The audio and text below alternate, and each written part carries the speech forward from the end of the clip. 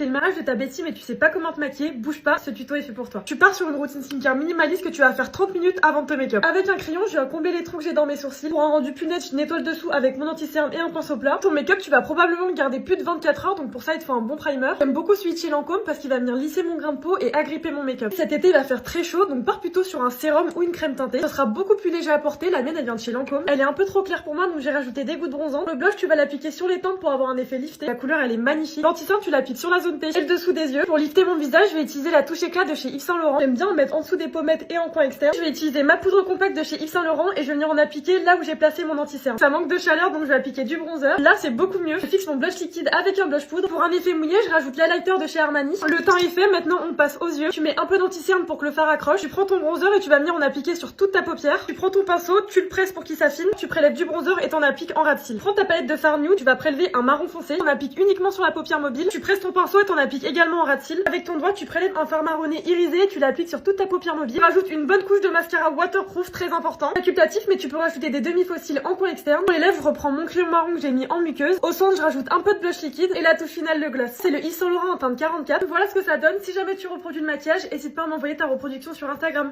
Bisous!